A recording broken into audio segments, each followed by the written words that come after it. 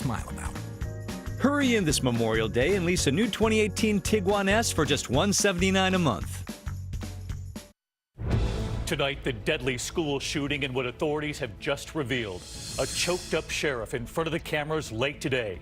Tonight here, we learned what police say the teenage gunman said as he shot one victim after another.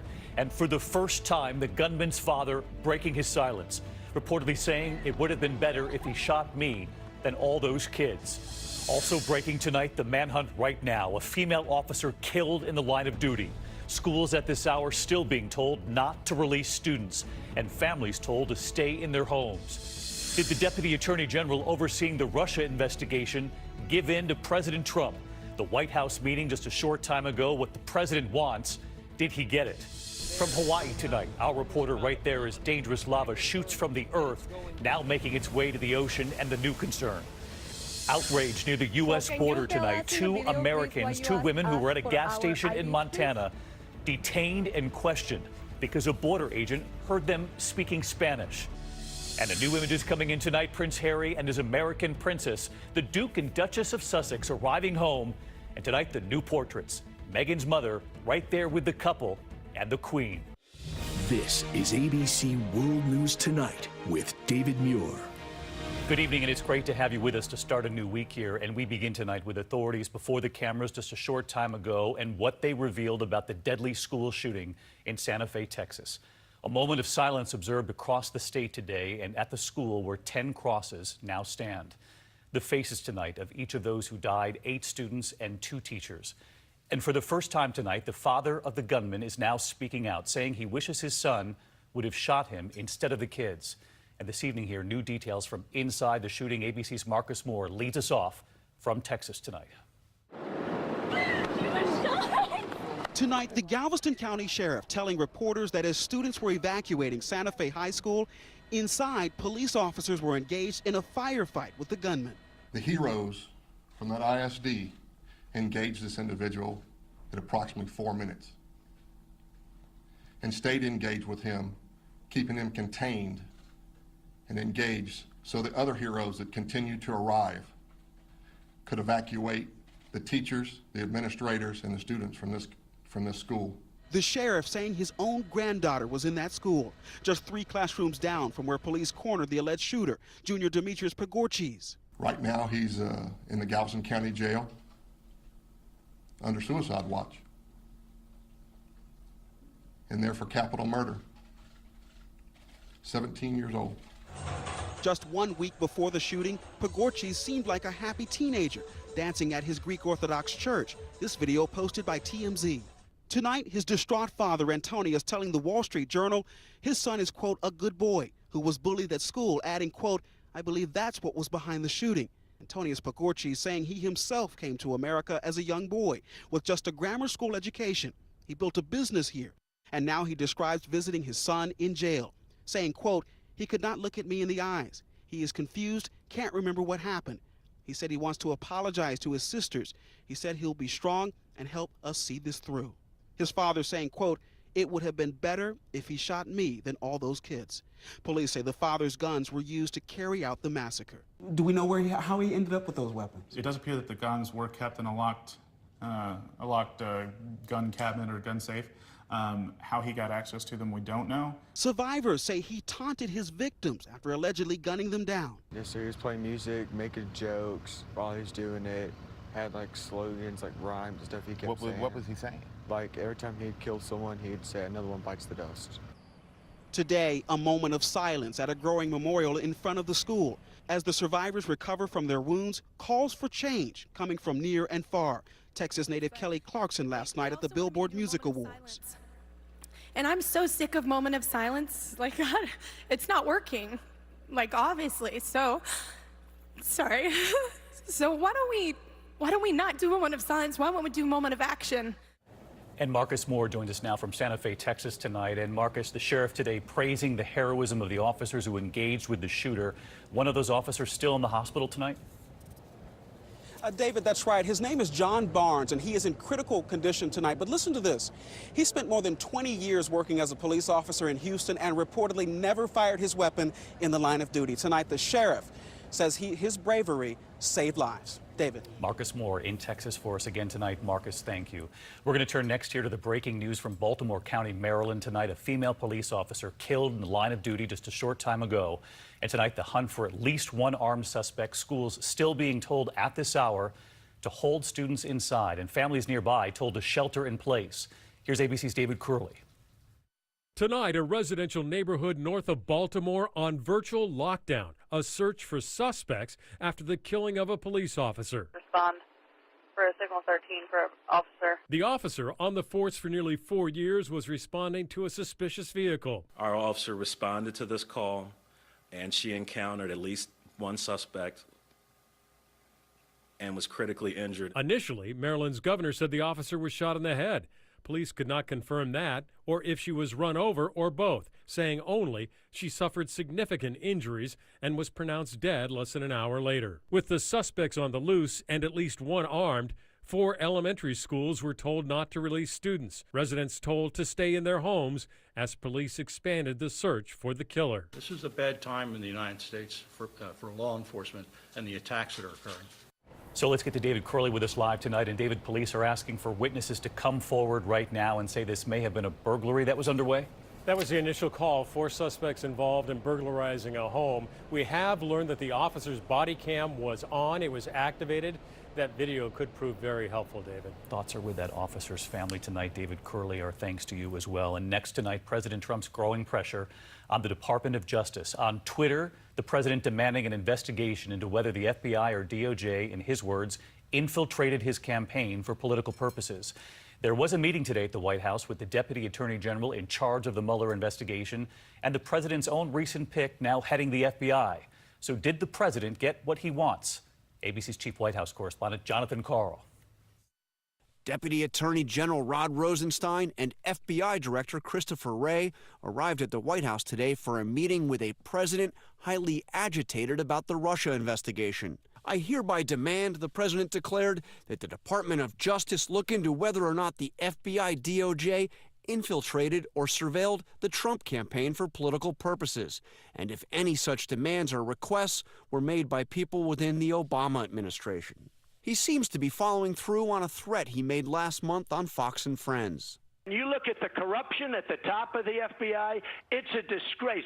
And our Justice Department, which I try and stay away from, but at some point I won't. The president's new demand comes in response to a New York Times report that the FBI in late 2016 used an informant to question 2 Trump campaign associates about their contacts with Russians. But there is no evidence the FBI infiltrated the Trump campaign. Today, Rosenstein made light of his high-profile predicament. Deputy Attorneys General are very low profile, tend not to be recognized. He has now ordered the Justice Department's internal watchdog to look into the president's concerns, saying, quote, if anyone did infiltrate or surveil participants in a presidential campaign for inappropriate purposes, we need to know about it and take appropriate action. Today, the president received a friendly warning from his ally, Chris Christie, cautioning attacks on the investigation could backfire. I've told him many times that there's no way to make an investigation like this shorter, but there's lots of ways to make it longer. And he's executed on a number of those ways to make it longer. So let's get to John Karl live at the White House tonight. And John, how rare is it for a president to make these kinds of demands of his own Department of Justice? And also Deputy Attorney General Rod Rosenstein, what's he trying to do here? Is he trying to appease the president while also trying to give Robert Mueller more time to continue his work? Well, David, it puts Rosenstein in quite a bind. This is a highly unusual demand, but this is a Deputy Attorney General who, for months, has worked with the very real threat that he could be fired at any time. John Karl leading us off there from the White House. Another week there covering the president. John, thank you. Next tonight to the stunning new images from Hawaii. The dangerous new turn for the Kilauea volcano. The river of lava has now reached the ocean. The mixture with that ocean water now sending up a toxic cloud. ABC's chief national correspondent Matt Gutman right there tonight. And we should let you know that while close to the scene, he and the team are safe, but the pictures are dramatic. And here's the report he filed earlier. David, that's Fisher number 20, and it has been putting out more lava than the Rio Grande puts out water over the past 3 days. Now, I want to show you something. This cauldron over there is putting out an enormous amount of lava. There's a crack in the earth that it's going down into, and all of this has been flowing steadily into the ocean, and that is what is creating this laze. That's the steam created when the lava hits the cool ocean, also putting off these very dangerous particles that basically are like tiny glass particles. Now, there's something else I want to show you. That's how unstable the ground is here. Everywhere we go, we hear pops, and that's when the ground essentially opens up. That's methane coming out with minor explosions, making things more complicated for first responders who now also have to deal with brush fires. David. Just stunning pictures again tonight. Matt Gutman, thank you. Next from Montana tonight, outrage. 2 American women detained and questioned by a Border Patrol agent while at a convenience store because the border agent heard them speaking Spanish. Here's ABC's Kena Whitworth. A Montana woman says she's considering legal action after this interaction with a Border Patrol agent. Ma'am, the reason I asked you for your ID is because I came in here and I saw that you guys are speaking Spanish, which is very unheard of up here. Anna Suda and her friend Mimi, who are both U.S. citizens, were talking to each other in Spanish at a convenience store when the uniformed Border Patrol agent interrupted them. He asked where I was born. So I look at him and I said, "Are you serious?" He's like, "Yes, I'm serious." The store in Havre, Montana is 30 miles south of the U.S.-Canada border. Border Patrol agents have a broad authority to operate within 100 miles of any U.S. border, though they cannot initiate stops without reasonable suspicion of an immigration violation or crime. The ACLU saying that Suda has reached out to them. U.S. Customs and Border Protection is reviewing the incident, telling ABC News the agent used a poor choice of words. David? Kena Whitworth tonight. Kena, thank you. Next this evening to celebrity chef Mario Batali tonight, already stepping away from his restaurants and from his TV show. Tonight, police sources now say the NYPD is investigating after 2 women accused him of drugging and sexually assaulting them. Tonight, Batali vehemently denies the allegations, and here's Lindsay Davis. Cook them until they're just al dente. Tonight, police sources tell ABC News the NYPD is investigating famed chef Mario Batali in connection with allegations of 2 sexual assaults. One accuser, who spoke anonymously to 60 Minutes, said Batali drugged and sexually assaulted her in 2005 at New York's Spotted Pig restaurant where he was a partner. I woke up by myself on the floor. I don't know where I am, of an empty room, wooden floor. I see broken bottles. The first thing I think is I've been drugged. That was the first thing I thought, is I've been assaulted. Batali vehemently denies any assault, but says in a statement, "My past behavior has been deeply inappropriate, and I am sincerely remorseful for my actions." My name's Mario Batali. The NYPD is now also investigating the claims of a woman who says she was assaulted at Batali's restaurant Babbo in 2004. She told police she lost consciousness and found Batali on top of her when she awoke. The NYPD started investigating him actually last year after multiple women came forward alleging inappropriate touching. He has since stepped away from managing his business empire and just today released a statement saying he is not attempting a professional comeback. David. Lindsay Davis tonight. Lindsay, thank you. And a tale of 2 CIA directors tonight. President Trump at the swearing in of Gina Haspel as the first female CIA chief, saying, quote, "No one in this country is better qualified." Secretary of State Mike Pompeo there, the last CIA director, he was holding the Bible while Mike Pence read the oath, the vice president. Hours earlier, the president blasting President Obama's last CIA director, John Brennan, accusing him of disgracing the office.